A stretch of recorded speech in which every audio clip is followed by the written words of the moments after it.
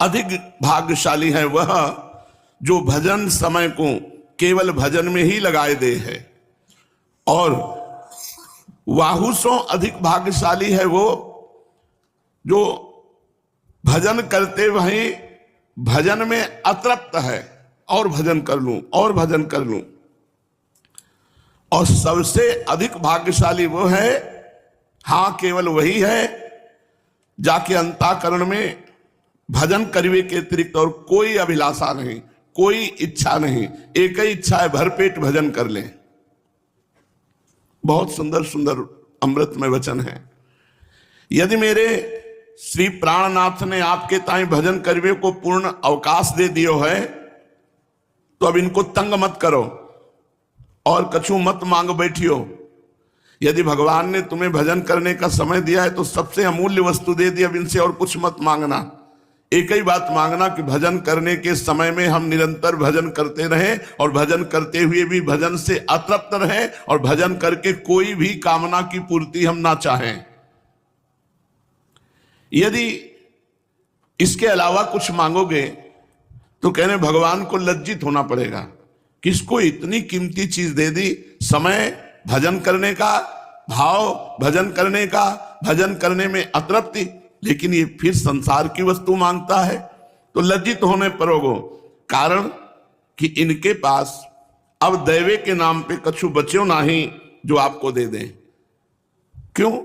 ये बहुत तो है ब्रह्मांड में सब भोग सामग्री, तो ये अपने भक्तों को नहीं देते प्रभु, ये मायामयी है, ये प्रारब्धानुसार पुण्य बल से प्राप्त होती है, भजन बल से भगवान प्राप्त होते हैं। भगवान कभी अपने भक्त को माया में नहीं फंसाते हैं। बहुत करुणा करके बोल रहे हैं, अब या बेचारे पे दया करो, वात्सल्य भाव है ना ठाकुर जी के प्रति, तो कह रहे हैं अब या बेचारे पे दया करो, आशीर्वाद दो। देखो क्या करे कि इनकी बुद्धि ठीक ठिकाने पे रहे ठाकुर जी की। क्यों? ये भजन करिवे वारेन को माया में संसारी कामन में ना फसायो करें। इनको आशीर्वाद दो कि इनकी बुद्धि ठीक रहे, कि भजन करिवे वारों को माया में ना फसावे, अपने इस माया जाल से मुक्त रखे। यदि आपको शांति नहीं मिली, सुख नहीं मिले हो, मन की चंचलता दूर नहीं भई, तो आपने कोई महान अपराध कियो होएगो। ये निश्चय करके मान लीजो, कोई बहुत बड़ी गलती कर रहे हो। नहीं, भजन करते हुए मन एकाग्र, शांति, सुख, आनंद का अनुभव होता है। यदि भजन करते हुए अनुभव ना हो तो तुमसे कोई बड़ा अपराध बन गया। इनकी प्रदत्त कृपा की अवहेलना भई है तुमसे। भगवान ने जो तुम्हें कृपा की तो तुमने अवहेलना की है, इसीलिए तुम्हें शांति नहीं मिल रही। यदि इनकी दई भई वस्तु को सम्मान कर रहे हो, सदुपयोग कर रहे हो, तो मित्रवर तैयार हो जाओ। मेरे खिलौना के असह विरह ताप में तड़पे के ताए। यदि तुम ठीक से चल रहे हो तो तुम्हारे हृदय में भगवान का विरह पैदा हो जाएगा, और तुम तड़प तड़प करके भगवान को पुकारोगे, रोगे। ये इसका फल है, भजन का फल है ये। अगम यद्वा अलभ्य मानिक निराश मत हो बैठियो। श्री सदगुरुदेव भगवान के अनुग्रह बल पे पूर्ण विश्वास करके पूर्ण तत्परता के साथ साधन में लग जाओ। फल तो तुम्हारी योग्यता एवं पूर्ण लगन की बाट देख ही रहे हो। कह रहे हैं यदि शांति नहीं मिली, सुख नहीं मिला, लाभ नहीं मिला तो निराश मत हो। सदगुरुदेव भगवान की कृपा का चिंतन करो, और जो भजन पद्धति मिली है तत्परता पूर्वक विश्वास करके उसमें लग जाओ। फल तुम्हारी बाट जो रहा है, पर तुम्हें फल लेने के लिए वैसा बनना पड़ेगा। पूर्ण विश्वास रखो, किसी जीवनाधार तुम्हें बुलाए रहे हैं।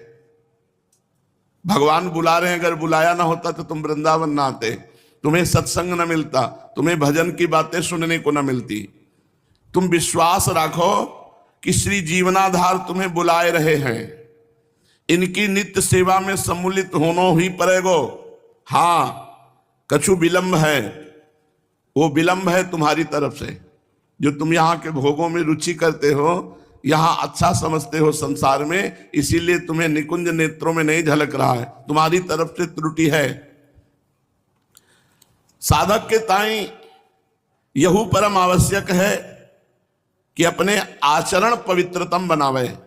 साधु के ताई यह परम आवश्यक है कि अपने आचरण ठीक कर ले। श्रद्धा तथा सदाचार ये दोनों संपुट होने चाहिए भजन के दो ओर, श्रद्धा और पवित्र आचरण। बीच में भजन, पहले श्रद्धा और आखिरी पवित्र आचरण, बीच में भजन सुरक्षित रहेगा, भजन बढ़ेगा, भजन बचेगा और भजन पचेगा। और जब पच जाता है भजन तो सिद्ध पुरुष हो जाता है। यदि यह इच्छा होए कि यही जन्म में साधना को पूरा फल मिल जाए, भगवत प्राप्ति हो जाए, तो इन दोनों को दृढ़ता के साथ पकड़े रहे दीर्घ काल पर्यंत। क्या? भजन में श्रद्धा और आचरण पवित्र। अगर इसी जन्म में भगवत प्राप्ति करनी है तो विशाल श्रद्धा और परम पवित्र आचरण और भजन, इसी से भगवत प्राप्ति हो जाएगी। पूर्ण विश्वास के साथ लंबे समय तक चरित्र दूषित ना होने पावे, आचरण न बिगड़ने पावे, भजन न छूटने पावे, भगवत प्राप्ति हो जाएगी। दीर्घ काल पर्यंत पूर्ण विश्वास के साथ यदि चलते बन जाए तो स्वल्प काल में, थोड़े ही समय में सफलता हस्तगत हो जाएगी। श्रद्धा, सदाचार और साधना वैराग्य में संतोष न होए, भोगन में संतोष होए और भजन में संतोष न हो। वैराग्यवान, आचरण पवित्र, विशाल श्रद्धा और खूब डट के भजन करते हुए भी असंतुष्ट कि अभी वो भजन नहीं होता जो होना चाहिए। हृदय में कभी ये ना आवे कि अरे बहुत भजन हो गया। भजन का सच्चा फल है कि भजन होने पर भी भजन की भूख बढ़ जाए, ऐसा लगे कि अभी वो भजन नहीं होता जो भजन होना चाहिए। देखो, जो मृत्यु के समय कर्णों पर है वाको यही क्षण कर चलो। जो मृत्यु के समय करना है, भगवान का स्मरण, भगवान के लिए रोना, भगवान के लिए तड़पना, वो अभी कर लो। संसार की ओर सो आंख मूंद के अंतःकरण में श्री जीवन सर्वस्व को पूर्ण स्मृति जगह, यही तो उत्तमोत्तम मृत्यु है। संसार से मुख मोड़ लिया, हर समय भगवान के चिंतन में है, सच्ची मृत्यु यही है। सच्ची मृत्यु का मतलब उत्तम, अब दोबारा मृत्यु नहीं होगी। को कहा यह मृत्यु है, यह तो अमरत्व है, भगवान की स्मृति। संसार में जो कछु होए रहे है होने देओ, तुम तो अपने भजन के लक्ष्य पर डटे रहो।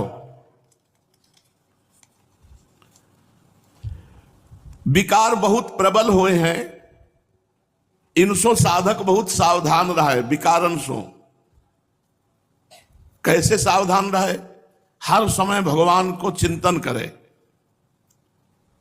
चिंतन और भगवान एक ही है। जैसे हम राधा राधा राधा राधा, तो मानो हम किशोरी जी के समीप हैं, किशोरी जी राधा नाम से हमारी जिह्वा में विराजमान है। इसी से विकारों से बचा जा सकता है। लक्ष्य, कर्तव्य, सत्संग के वाक्य, श्री भगवत कृपा विशेषतया यही चिंतनीय है।